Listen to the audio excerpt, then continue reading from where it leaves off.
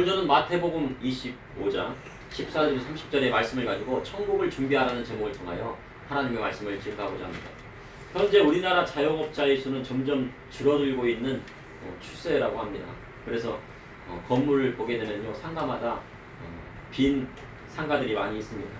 2000년에만 하더라도 임금 근로자 수는 63%라면 자영업자는 27%에 이르렀습니다. 그런데 2022년에는 임금 근로자는 76%로 늘어난 데 비해 자영업자는 20%에 머물고 있고, 최근 들어서는 자영업자 비중이 20%가 붕괴되었다고 합니다. 그만큼 장사하기가 어렵다는 반증입니다. 그리고 최근 임금 상승에 한몫했다는 의견도 많이 있습니다. 일할 사람을 구하기가 힘든데 외국인 근로자에게도 최저임금을 적용하여 주다 보니 장사하기가 더 어렵다고 합니다. 그래서 일할 사람을 구하지 못하니 가족끼리 가게를 운영하지만 월급을 제대로 주지 못하는 경우도 많다고 합니다. 가족끼리 일을 했는데 그 가족에게 월급을 제대로 주지 못하는 경우도 많다는 겁니다. 자영업이란 자신이 직접 운영하는 사업이나 장사를 말합니다. 한마디로 얘기해서 자영업은 장사를 이야기하는 것입니다. 보통 사업자는 개인 사업자와 법인 사업자로 나뉘는데, 이 중에 개인 사업자를 자영업자라 세법에서는 정의를 하고 있습니다. 어찌 보면 세상을 살아갈 때 회사나 직장에 다니며 월급 받는 것이 마음이 더 편할 수도 있습니다. 다니는 회사가 잘 되든지 안 되든지 정해진 월급은 그 날짜에 딱 들어오기 때문에 그리고 생활할 수 있기 때문입니다. 그러나 장사를 하면 직원들의 월급을 챙겨줘야 합니다. 자신은 돈을 가져가지 못하더라도 직원들의 월급은 꼭 챙겨줘야 되고, 그리고 건물주에게는 또 임대료를 내야 되고, 장사가 되지 않더라도 직원들의 월급을 주지만 자신은 직원들보다 더 적게 가져갈 때도 있고 아예 못 가져가고 빚을 질 때도 있다고 합니다. 코로나 당시 자영업자들이 큰 어려움에 처한 적이 있었습니다. 식당이나 음식점에서는 장사하기가 어려웠다고 합니다. 그 당시 코로나 환자가 그 가게에서 딱 나오게 되면요, 일정 기간 동안 폐쇄가 되고 영업을 하지 못하게 있고, 그로 인해 매출이 감소하며 많은 빚을 지는 경우도 있었다고 합니다. 그렇게 2년 동안 코로나 시절을 버티고 버텼지만 이제 장사가 되려 하니 또 세계적인 경기 침체로 인하여 매출이 오르지 않고 코로나에 지었던 빚과 함께 다른 빚을 내다 보니 파산하는 경우도 속출했다고 합니다. 우리도 지난번에 그 교회 옆에 참치집이 있었는데 거기도요, 코로나를 견디지 못하고 그 다음에 또 이제 코로나 끝난 다음에 좀 될까 했는데 또 안 되니까 어땠습니까? 문을 닫았죠. 좀 안타까운 일입니다. 이처럼 자영업을 한다는 것은 쉽지 않은 일입니다. 월급을 받아가는 직원들은 사장님이 주는 월급을 받아가면 되지만 장사하는 사장님은 이리저리 신경을 쓰다 보니 머리가 아픕니다. 그래도 우리나라는 다른 나라에 비해 자영업 비율이 높은 편이라고 합니다. 그러니까 우리나라는 자영업자들의 나라라고 할 수 있습니다. 한 집걸로 한 집이 커피숍이고, 또 그리고 한 건물마다 또 뭐가 있어요? 미용실이나 음식점이 즐비합니다. 그 상가에 음식점이 없는 그런 상가가 없어요. 그런데 조선시대는요, 그렇지 못했다고 합니다. 조선시대는 장사하는 사람에 대해 무시하는 경향도 있었습니다. 이곳저곳 떠돌아다니면서 부침 장사를 하는 사람을 보부상이라고 하는데 그 사람들을 장돌뱅이라고 무시하기도 했습니다. 그리고 장사하는 사람을 상민으로 분류하면서 신분을 낮추어 부르기도 했습니다. 그러면서 서양의 선교사들이 들어오면서 근대식 교육이 실시하게 되는데, 그런데 그 중에서 상과가 가장 인기가 높았다고 합니다. 그리고 경쟁률이 치열했다고 합니다. 신학과도 있고 상과도 있고 뭐 여러 가지 학과가 있는데 그 중에서 상과가 인기가 높았다고 합니다. 지금으로 따지면 상업계 학교가 인기가 높았다고 하는 것입니다. 장사에 필요한 회계를 배우고 장사를 어떻게 해야 되는지, 상품을 팔고 이익을 남기는 방법이라든가 사업에 필요한 모든 것을 가르쳤던 것입니다.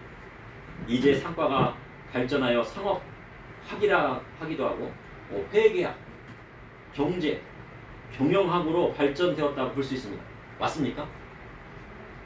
맞다고 합니다. 현재 우리나라에는 세계적인 기업들이 많이 있습니다. 대기업 하나의 법인세가 우리나라의 세금의 20%를 차지하기도 합니다. 한 기업 하나, 그러니까 20에서 25%를 차지해요. 그런데 그 기업이 잘 장사가 안 돼가지고 어떻게 합니까? 우리나라 세금이요, 적자를 이룬 때가 있었어요. 세금이 빵꾸 났다고 막 난리 났었죠. 그거는요, 한 기업의 법인세를요 많이 못 냈기 때문에 그런 거예요. 기업 하나 무너지면 어떻게 되는지 알겠죠? 그러니 기업 하나가 우리나라를 먹여 살린다고 해도 과언은 아닙니다. 그러나 이제는 노점에서 했던 떡볶이나 김밥 장사까지도 누가 맡습니까? 대기업들이 하는 때가 되었습니다. 그러다 보니 영세 자영업자들이 장사하기 어려운 때가 되었습니다. 그러나 기업과 자영업자들이 있기에 우리나라는 더욱 발전해 나간다고 하는 거죠. 그런데 자영업 하시는 분들한테 힘내세요 하면 좋을 것 같습니다. 오늘 본문을 보니 예수님께서 달란트의 비유를 말씀하셨습니다. 이를 통해 이 시대를 살아가는 저와 우리 성도님께 하시는 하나님의 말씀은 무엇인지 여러분과 함께 은혜를 나누고자 합니다. 첫째, 천국을 준비하는 자는 자기의 재능을 하나님께 드려 장사하는 사람입니다. 예수님 말씀에는 장사라고 하셨습니다. 마태복음 24장 25장은 예수님께서 마지막 유월절을 보내시기 위해 예루살렘에 입성하신 후에 하신 말씀입니다. 그리고 특별히 마태복음 24장에 예수님께서 성전에 나가실 때 제자들이 성전 건물의 웅장함을 보이려고 나왔습니다. 당시 성전은 헤롯 성전이었습니다. 수룹바벨 성전을 중축한 헤롯 성전이었습니다. 이두메 사람 헤롯이요, 그런 유대인이 아니었지만 유대인의 환심을 사기 위해서 성전을 크게 중축했는데 그 성전을 바로 헤롯 성전이라고 합니다. 그래서 일부 학자들은 이 성전에 대해서 삼성전이라 보기도 하지만, 그러나 헤롯 성전은 수룹바벨 성전을 허물고 다시 지은 것이 아니라 중축한 것이기 때문에 두 번째 성전이라 하는 것이 맞다고 보여집니다.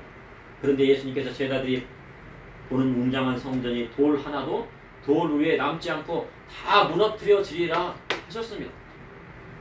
그리고 제자들은 그 말씀에 깜짝 놀랐습니다. 야, 저렇게 웅장한 헤롯 성전이 어떻게 돌 하나도 돌 위에 남지 않고 다 무너뜨려지는가 한 것입니다. 그래서 그 자리에 엿듣지 못하고 예수님께서 감람산 위에 앉으셨을 때 제자들이 조용히 와서 언제 그런 일이 일어나는지 여쭈었습니다. 제자들은 우리에게 이르소서 어느 때 이런 일이 있겠사오며 또 주의 임하심과 세상 끝에 무슨 징조가 있사오리까 하니 예수님께서 말세에 일어날 일들에 대해서 말씀해 주셨습니다. 말세에 난리와 난리의 소문을 듣게 될 텐데 삼가 두려워하지 말라고 하셨습니다. 세상이요, 난리인데 또 난리도 아닙니다. 난리에 또 난리. 그러니까 엄청난 난리가 나게 되는데 두려워하지 말라고 하시는 거죠. 그 난리는 뭐냐면 민족이 민족을, 나라가 나라를 대적하고 일어나겠고 곳곳에서 기근과 지진이 있으리라 하시며 이 모든 것이 재난의 시작이라 하셨습니다. 올해는 비가 많이 왔습니다. 비가 막 갑자기 폭풍우처럼 막 내려오고 갑자기 또 폭염이 막 쏟아집니다. 아마 내년에는 아마 비가 안 오는 가뭄이 올 수도 있습니다. 왜냐하면요, 기근과 지진이 있으리라 하셨기 때문에 현재 전 세계가 난리입니다. 이란이 수도에서 하마스의 수장을 죽인 것에 대해 이스라엘에게 보복하겠다고 하며 현재 이스라엘과 이란의 전쟁이 임박했다는 전문가들이 말합니다. 그래서요, 이스라엘과 이란이 전쟁하겠다는 소식 때문에 지금 주가가 막 폭락하고 있어요. 경제가 막 위태할 것이라고 생각했어요. 그래서 만약 전쟁이 일어난다면 미국이 즉각적으로 개입할 것을 알렸다고 합니다.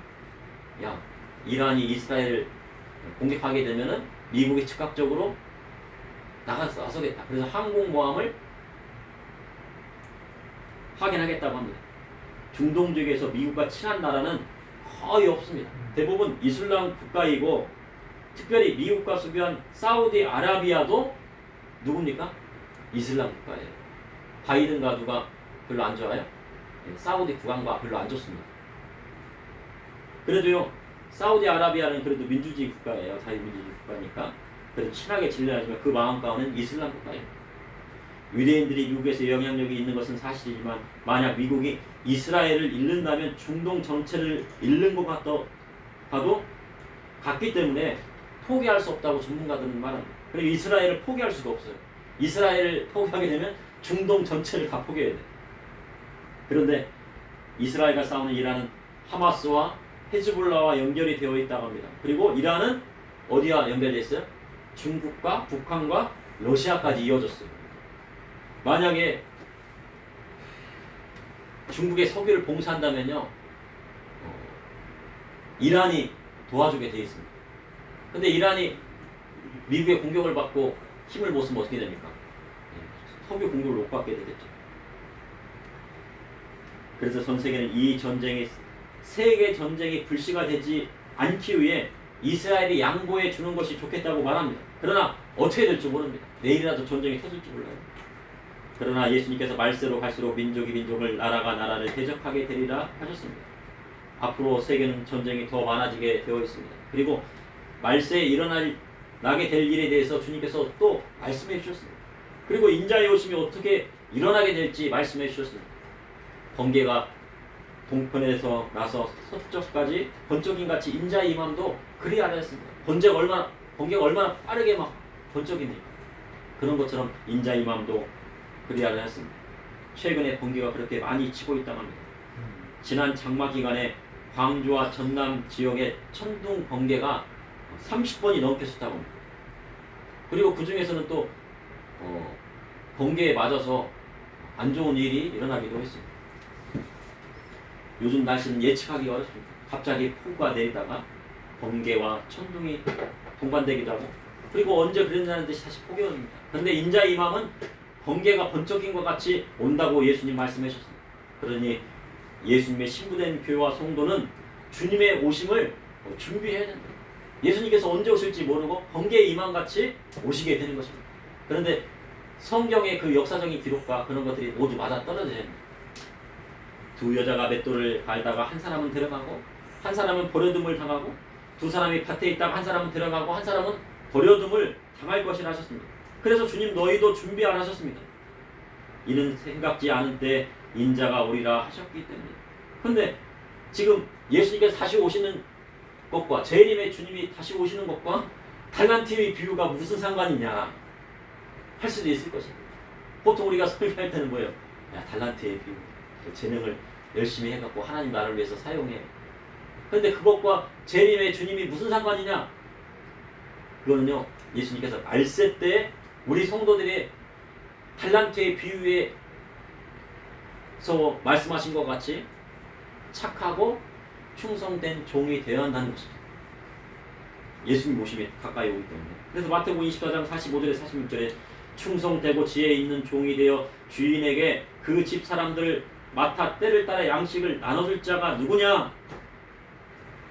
근데 말세에 어떤 종이 된다고요?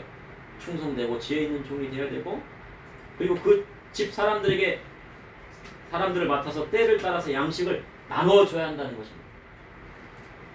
주인이 올 때 그 종이 이렇게 하는 것을 보면 그 종이 복이 있으리라. 그런 말세에 충성되고 지혜 있는 종이 되기 위해서는 무엇을 해야 됩니까? 예, 맞습니다. 장사해야 돼요, 장사. 예, 정확하게 말씀드립니다. 장사해야 돼요, 장사. 장사하는 것이 하나님이 원하시는 것입니다. 그리고 그것이 천국을 준비하는 자의 자세입니다. 둘째, 천국을 준비하는 자는 하나님 나라를 위하여 자기 재능을 가지고 장사하는 사람입니다. 어떤 사람이 타국에 갈 때 종들을 불러 자기 소유를 맡겼습니다. 각각 그 재능대로 한 사람에게는 한 사람에게 달란트를 맡겼습니다. 이곳에서 재능이란 힘과 역량을 뜻하는 것입니다. 달란트는 힘과 역량이다. 사람이 다 같은 재능을 가지고 있는 것은 아닙니다. 이는 사람마다 다 힘과 역량이 다른 것입니다. 그래서 재능은 사람의 지적인 것과 사회적인 것과 의적인 것과 경제적인 역량도 모두 재능이 되는 것입니다. 그래서 하나님은 그 사람에게 재능이 있는 만큼 무엇을 원하십니까? 장사하기를 원하세요. 그리고 달란트를 맡기십니다. 그리고 많이 가진 자에게 더 많은 것을 요구하시고, 적게 가진 자라도 자신의 것에 만족하고 열심히 장사하면 주인이 어떻게 합니까? 칭찬합니다. 그러니 재능이 많고 적음이 문제가 아닙니다. 얼마나 열심히 장사를 해서 이문을 남기느냐가 중요한 것입니다. 그래서 각 사람이 재능대로 5달란트를, 그리고 2달란트와 1달란트를 받았습니다. 주인이 맡기셨습니다. 성경에 나오는 달란트는 헬라어로 탈란톤으로 화폐의 단위 나타납니다. 그런데 보통요, 예수님 당시에는 은달란트였어요. 금달란트가 아니라 은달란트인데, 은달란트는 600드라크마로 한 드라크마가 하루 일당입니다.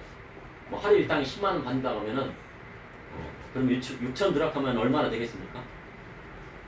한 6억 정도 되겠습니까? 네. 10만 원 곱하기 6천. 그런데 예수님께서는 은 달란트라고 하지 않으시고 뭐라고 하셨어요? 금 한 달란트라고 했어요. 그러면 그것을 지금의 시세로 본다면 30억에 가까운 어마어마한 돈이라고 할 수 있습니다. 그래서 5달란트를 받은 자는 그래서 5달란트 받은 자는 바로 가서 그것을 장사하여 또 5달란트를 남겼습니다. 뭐를 했다고요? 장사했다. 장사를 해요. 그리고 2달란트 받은 자는 장사하여 2달란트를 남겼습니다. 사람들은 장사를 하는 것보다 사장님 밑에 가서 월급 받는 것이 낫다고 합니다. 사장님 명령 따라서 사장이 시키는 일을 해서 월급 받는 것이 낫지 장사하는 것이 싫어요. 그러나 머리 아프잖아요. 그리고 만약에 이제 사업이 실패하면 빚지잖아요. 그러나 성경은 뭐라고 하셨습니까? 장사하라고 하셨습니다. 장사해서 인물을 남기라 하셨습니다. 그런데 성경과는 다르게 장사하거나 자영업을 하는 것을 싫어하는 곳도 있습니다. 그런 나라도 있어요. 어딜까요? 공산주의나 사회주의는 자영업을 사실상 인정하지 않습니다. 왜냐하면요, 공산주의나 사회주의는 무엇을 인정 안 해요? 사유재산을 인정하지 않기 때문에. 원칙이 뭡니까? 그래도 뭐 사람들이 막 뒷돈을 막 챙기잖아요. 그렇다 할지라도 사유재산을 공식적으로 인정하지 않아요. 그래서 중국에서 노점상을 하는 할머니는 아주 허름한 옷을 입고 노점을 한다고 합니다. 장사를 해도요, 정말 없는 사람이요. 어떤 할아버지는 그냥 메리아스만 입고 다녀요. 가끔 우리가 막 지나다니다가 메리아스만 입고 다니시는 분들이 있으면 저분 중국에서 오시지 않았나 하는 거예요. 그런데 나중에 알고 보면 뭐예요? 알부자예요, 알부자. 왜 허름하게 입고 다닙니까? 뺏길까 봐요. 그래서 누가 보아도 돈이 없고 가난한 할머니 같습니다. 그런데 손자 결혼을 한다고 하니요, 결혼식을 막 무슨 호텔을 막 빌리고요, 막 벤츠를 막 그냥 여러 대를 막 시키고요, 결혼식을 거창하게 하다는 거예요. 그동안 모았던 돈 어디에 쓴 거예요? 손자 결혼식에 다 쏟아부었어. 그러니 할머니는 평생 모은 돈을 빼앗기지 않기 위해 가난한 노점상 행세를 한 것이었습니다. 공산주의자들은 사유재산을 인정하지 않습니다. 그리고 국가가 주도적으로 나누어주고 통제하기를 바랍니다. 국가가 일정한 돈을 조금씩 나눠주기를 원하지요. 많은 돈을 막 백성들이, 국민들이 쌓아두는 것을 원하지 않아요. 왜냐면요, 뭐 때문에요? 경제 자료를 하게 되면 그것을 통제하기 어렵기 때문이에요. 그러나 우리나라는요, 자영업자가 많기로 소문나 있습니다. 이는 자유민주주의가 이루어지는 나라에서만 자영업자가 자유롭게 장사할 수 있기 때문이에요. 그런데 자영업자가 자꾸 줄어드는 것은 뭐 때문에 그런 거예요? 자꾸 정치적으로 그것을 개입하기 때문이라는 것입니다. 북한에서는요, 장사를 할 수밖에 없어요.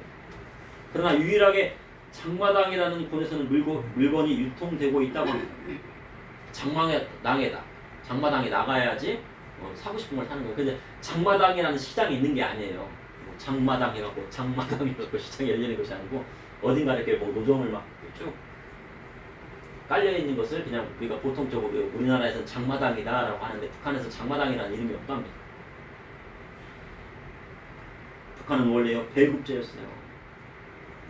강냉이도 배급해주고 밀도 배급해주고 옥수수도 배급해주고. 그러다가 90년대 초반에 소련이 붕괴되고 북한 경제 정책이 실패하면서 경제가 망했습니다. 그래서 망하니까 어떻게 배급을 못 해주잖아요. 먹고 살려니까 어떻게 해요? 장마당에 가서 먹을 거를 사와야 돼요. 그리고 자기 집에 앞에 조그만 한 20평 되는 텃밭을 그것은 허용해 주죠. 거기다가 고추도 심고 상추도 심고 다른 데 공동적으로 하는 그런 곳은요, 막 비가 와서 쓸려가든 상관없어요. 근데 집 앞에 있는 이런 우리 길처럼 이만 조그만 텃밭에는 막 그냥 상추니 다 심는 거예요. 그리고 북한은요, 자기가 직업을 선택할 수 없어요. 자기가 출신 성분이 낮아갖고 아버지 탕방에 가야 된다면 탕방으로 가야 된대요.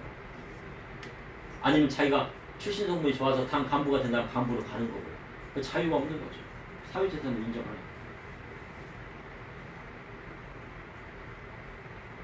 그런데 소규모 민간 시장이 열리게 되는데 그것이 장마당이랍니다. 민간 시장이 활성화되고 커지면 통제 불가능한 사회가 될 수 있어 북한은 그것을 뭐 하는 거예요? 우려 아니죠. 자유시장 경제체제, 우리나라 같은 거는 체제가 북한에 들어가면 어떻게 됩니까? 무너지게 돼 있어요. 근데 지금 북한에 있는 많은 젊은이들이 뭐를 본대요? 현재 장마당에서 한국 드라마가 USB에 담겨 팔리게 되는데 그 USB를 가지고 몰래 돌려보다가 어떻게 됩니까? 예, 그거를 몰래 보면은요 노동 교양에 처하고 그리고 그것을 돌려보면 어떻게 해요? 총살형에 당하는 거예요. 그래서 중학생들이 막 그냥 때로 총살형 당하는 거 아니에요. 왜냐면 그것을 막 보게 되면 어떻게 됩니까? 통제가 안 돼요. 돌려보는 게 뭐예요? 상사하는 거죠. 너야 1,000원만 줘. 이거 보자. 우리나라 1,000원인지 뭐 1원인지 뭐 모르겠어요. 단 몰라서요. 나라마다 자영업이 활성화되고 장사하여 다른 사람 밑에 들어가 월급 받지 않는 사회가 되면 독재자들이 통제하기 어렵게 된다는 거예요. 그래서 독재자들은 자영업이 활성화되지 못하도록 정치적으로 이용한다는 것입니다. 백성들이 경제자리 못해요. 자신에게 뭐가 옵니까? 표가 오기 때문에. 지금 미국에 있는 민주당의 해리스가 난민 정책을 막 쓰잖아요. 그렇죠? 막 난민을 많이 받겠다고 하는 이유가 뭡니까? 그 난민들이 다 오게 되면 그게 그 사람들이 다 뭐가 되는 거예요? 표가 돼요. 근데 트럼프는 야 아니다. 난민들을 받으면 우리 자국민들의 일자리가 빼앗기게 되고 자국민들이 범죄가 늘어나고 그리고 지금 미국에 마약이 많이 늘어나잖아요. 근데 이제 민주당의 해리스 같은 경우에는 야 마약도 좀 합법화시키자 하는 그런 방향이에요. 근데 트럼프는 안 된다. 우리 자국민 위주다. 막 그렇게 하는 거죠. 그러니 표와의 전쟁인 건데요. 장사하여 경제자립이 되면 정치적인 목소리가 커질 뿐만 아니라 신앙의 자유까지 외칠 수 있기 때문에 북한에서요 자유시장 경제가 일어난 뭐예요? 그 속에 있었던 사람들이요 신앙의 자를 외칠 거란 말이에요. 중국도요 지금 1억 3천 명이 지금 기독교인이래요. 근데 그 사람들 전도한 사람이 누굽니까? 예, 우리나라의 조선족. 우리나라에서 여기서 배워가지고 신학교를 갔던 조선족들이 가갖고 거기서 다 전도한 거예요. 그래갖고 삼자교회가 나왔는데 삼자교회를 핍박하고 십자가를 뽑아버리니까 어떻게 해요? 지하 교회에 있는 성도들이 늘어나고 있는 거예요. 그러니까 시진핑이가 어떻게 해요? 자유시장 경제가 들어가고 사람들이 경제 자립이 되게 되면 거기에 신앙의 자유 있는 기독교인들이 늘어나게 되고 정치에 대한 간섭이 늘어날 것이고 자기의 체제들이 공산당은 9천만 명밖에 안 되잖아요. 기독교인이 벌써 더 늘어났으니까 어떻게 돼요? 어려워지게 되는 거죠. 그래서 말세로 갈수록 뭘 해야 된다고요? 어린이 여러분, 말세로 갈수록 뭐를 하라고요? 장사를 해야 돼요. 장사해야 돼요, 장사. 그런데 장사라고 다 장사가 아니에요. 하나님 뜻대로 하는 장사를 주님이 원하세요. 다른 사람을 해롭게 하는 장사가 아니라 다른 사람을 이롭게 할 수 있는 장사를 해야 하나님이 원하시는 거예요. 우리 교회도 지난번에 저기 지하에 있는 거기를 얻으려고 했더니 그 옆에 무슨 없어요? 퇴폐업소하는 퇴폐업소에서 어떻게 다가 마사지랑 퇴폐업소인데 거기다 교회를 세우면 됩니까? 안 됩니까? 안 되잖아요. 예. 교회를 세우는 것도요 다 그 장소 하나님께서 원하는 장소가 있는 거예요. 유대인들은 만 14세가 되면 부모님으로부터 독립하는 성년식을 한다고 합니다. 그때 온 가족이 다 모여서요 그에게 뭐를 주냐면요 결혼식 때 축의금을 주는 것이 아니고 성년식 때 사업자금을 주는 거예요. 한 5천만 원을 딱 주는 거예요. 너 14살이 될 때 5천만 원을 딱 줘요. 아니면 1억을 주든지. 그래서 너 이걸 가지고 사업 아이템을 가지고 장사해라. 딱 그러는 거예요. 그러면요 그 사업 아이템을 가지고 뭐합니까? 돈 버는 방법을 배우게 되는 겁니다. 그런데 우리나라는 어떻습니까? 공부만 하라고 했지 사업 아이템이나 장사하고 돈 버는 법을 가르쳐주지 않았어요. 그러니 다른 사람 밑에 들어가 돈을 받고 일해야 되고 또 그리고 대학원 나오고 박사를 다 나와도요 돈 버는 방법을 몰라요. 그러니까 어떻게 돈 벌을지 모르는 거예요. 그러니 하나님의 뜻은 다른 사람 밑에 들어가는 것보다 자유롭게 장사하여 신앙의 자유를 얻기를 원하십니다. 예수님 안 믿는 사장 밑에 들어가면 어떻게 합니까? 주일 예배 드려야 되는데 야 너 주일날 나와서 일해야 돼. 지금 수출할 것이 있어가지고 나와. 그럼 어떻게 돼? 나가야 돼. 그러나 장사를 하면 주의를 하나님 앞에 예배할 수 있다는 거예요. 그래서 뭐 해야 된다는 거예요? 장사하는 거죠. 셋째, 천국을 지극히 준비하는 자는 지극히 작은 일에 충성하는 자입니다. 천국을 준비하는 자는 지극히 작은 일에 충성하는 거죠. 오랜 후에 그 종들의 주인이 돌아와 결사를 했다고 합니다. 하나님께서 주신 재능은요, 결산할 날이 있어요. 언젠가는 하나님께서 재능을 다 주셨으면은 결산 날이 있다는 거예요. 5달란트 받았던 2달란트를 받았던 1달란트를 받았던 언젠가는 결산할 날이 있어요. 그런데 5달란트 받은 자는 5달란트를 남겼습니다. 그러니 150억을 남겼어요. 그리고 2달란트를 받은 자도 2달란트를 남겼으니 60억을 남겼습니다. 그런데 주인이 한 말이 있어요. 마태복음 25장 21절에 그 주인이 이르되 잘하였도다 착하고 충성된 종아, 내가 적은 일에 충성하였으며 내가 많은 것을 내게 맡기리니 내 주인의 즐거움에 참여할지어다. 우리는 보통 장사해서 150억을 벌었습니다. 그리고 60억을 벌었습니다. 그러면 뭐를 했다고요? 야, 부모님이 아들이 막 150억 벌고 60억 벌었다고요. 그러면 뭘 했다고요? 야, 큰일 했다. 그런데 주인이 뭐라고 했어요? 그러면 적은 일에 충성했다. 근데 우리 교회 다니는 사람 뭐라 그래요? 150억 벌면 야, 큰일 하셨네요. 대단하신데요. 여기 맨 앞자리에 앉으세요. 네? 맨 앞자리. 왜요? 큰 돈 11조. 여기 맨 앞자리. 근데 여기 예수님께서 뭐라고 했어요? 내가 적은 일에 충성했다. 적은 일에 충성한 거예요. 이 세상에 불의한 재물에 충성하는 것은요, 주님께서 보실 때 무슨 일에 충성한 거예요? 적은 일에 충성한 거예요. 적은 일. 큰 일에 충성한 것이 아니라. 세상 불의한 재물에도 충성하지 못하면 하나님께 맡겨주시는 더 큰 일에 충성하기가 어렵다는 거예요. 세상에 불의한 재물에도 충성을 못하는데 어떻게 하나님께서 주시는 큰 일에 충성할 수 있겠어요? 그런데 그 중에서도 또 한 달란트 받은 자가 주인 앞에 섰다는 겁니다. 한 달란트 받은 자는 주인이여 당신은 굳은 사람이라 심지 않은 데서 거두고 해치지 않은 데서 모으는 줄을 내가 알았으므로 두려하여 나가 당신의 달란트를 땅에 감추어 두었나이다. 보소서 당신의 것을 가지셨나이다. 보통 우리가 돈을 어디에다 넣습니까? 펀드에 넣어요. 펀드에 넣게 되는 거예요. 은행에 가서 펀드에 넣습니다. 자기가 이제 투자를 못하니까. 그런데 라틴어의 펀드는요, 뿌리라는 말이에요. 그래서 우리가 잘 알고 있는 펀드는 라틴어의 푼드에서 왔습니다. 어린 여러분, 푼드 어떻게 발음해요? F니까 물어주세요. 이렇게 푼드. 네, 푼드. 그게 뿌리라는 말이에요. 라틴어. 그래서요, 돈을 심고 돈을 얻는 것을 말해요. 어디다 심었다고요? 땅에다 심었다고. 근데 그 땅에다 심은 게 뿌리가 나죠. 투자하면.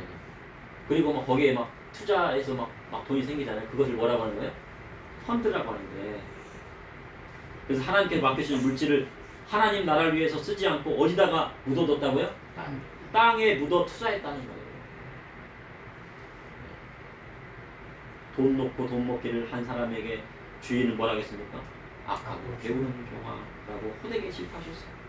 마태복음 25장 26절에 그 주인이 대답하되 이르되 악하고 게으른 종아 나는 심지 않은 데서 거두고 해치지 않은 데서 모으는 줄로 내가 알았느냐. 그러면 내가 마땅히 내 돈을 치리하는 자들에게 맡겼다가 내가 돌아와서 내 원금과 이자를 받게 하였을 것이다. 5달란트를 가지고 장사했더니 몇 달란트 남겼다고요? 5달란트. 2달란트는요? 예, 2달란트를 남겼어요. 그래서 1달란트를 맡긴 사람은 뭐예요? 땅에다 묻었는데 요즘 이자가 얼마나 됩니까? 은행에 넣으면요? 3% 줍니까? 4%도 안 주는 것 같아요. 2.5%, 청약통장도 2.5%, 3%도 안 줘요. 그러니까 그 돈이 얼마나 되겠습니까? 그럼 1달란트를 땅에 묻어두었다는 것은 무엇일까요? 그래서 제가 곰곰이 생각해봤는데 예수님의 비유 말씀 중에 예수님 말씀 중에 부자와 나사로의 비유에서 1달란트를 땅에 묻어두는 것이 어떤 것인지 자세히 말씀하고 계시다고 생각이 듭니다. 부자는 자기가 받은 달란트를 어디다 묻어뒀어요? 땅에다 묻어뒀잖아요. 자기가 쓰고 싶은 데다 쓰고 호화롭게 살다가 갔습니다.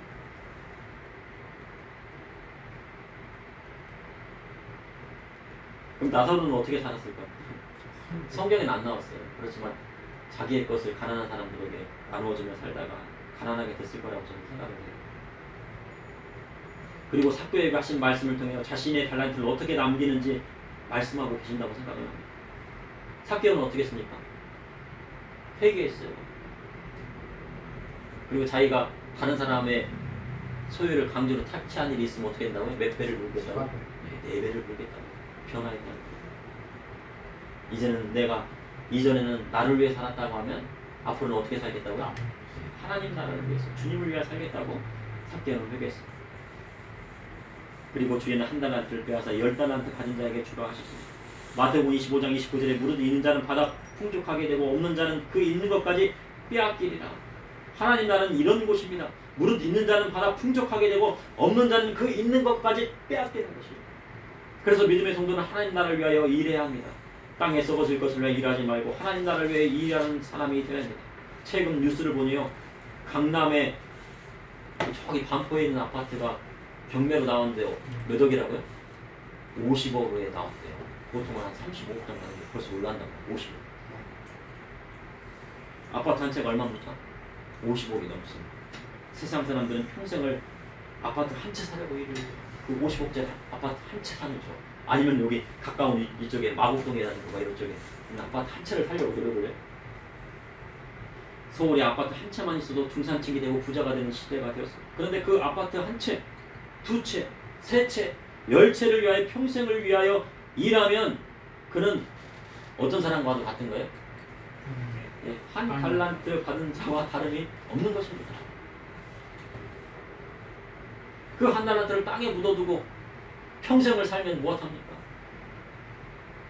믿음의 성도는 하나님 나라를 위하여 지혜로운 자가 되어야 합니다. 그리고 주님 앞에 섰을 때 착하고 충성된 종이라 칭찬을 드려야 됩니다. 그리하려면 하나님 나라를 위하여 장사하는 자가 되어야 됩니다. 우리 성도님들은 어떤 장사를 하시겠습니까?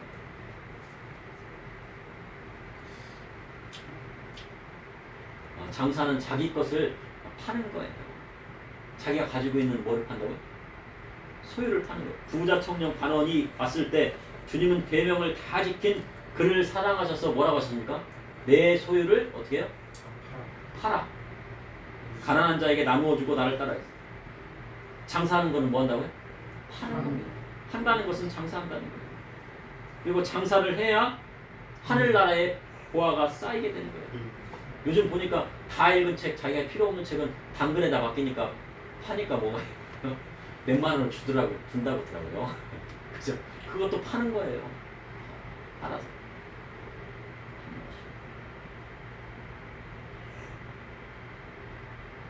우리의 보화를 땅에 묻어두지 말고 장사를 해서 하늘나라의 보화를 쌓아두라고 하신 것입니다. 그러므로 천국을 준비하는 자는 자기 재능을 하나님께 드려 장사하는 사람입니다. 천국을 준비하는 자는 하나님 나라를 위하여 자기 재능을 가지고 장사하는 사람입니다. 그리고 천국을 준비하는 자는 지극히 작은 일에 충성하는 자. 그래야지 우리 주님께서 뭐를 맡겨요? 큰 것을 맡겨요. 작은 일에 충성하여 큰 것도 큰 사명도 받는 우리 믿음의 성도님이 다 되시기를 축원합니다. 아멘. 잠시 기도하시겠습니다. 사랑해 주님, 오늘도 감사합니다. 주님의 사랑과 은혜로 달란트의 비유를 통하여서 착하고 충성된 종이 되기를 원합니다. 아버지, 하나님, 5달란트 받은 자와 2달란트 받은 자처럼 아버지 하나님 장사하여서 남기고 적은 일에 충성하여서 큰 일도 맡을 수 있는 저와 믿음의 성도님들 되게 하여 주시고 한 달란트를 땅에 묻어두어 아버지 하나님 앞에 구중을 듣고 바깥 오름개를 쫓기는 어리석은 자가 되지 않도록 인도하여 주시고, 주님, 우리 어린이들도 하나님 나라를 위하여 장사하고 어려운 자들 위하여 돕는 그런 마음이 선한 마음들이 생길 수 있도록 인도하여 주옵소서. 예수님 이름으로 기도합니다. 아멘.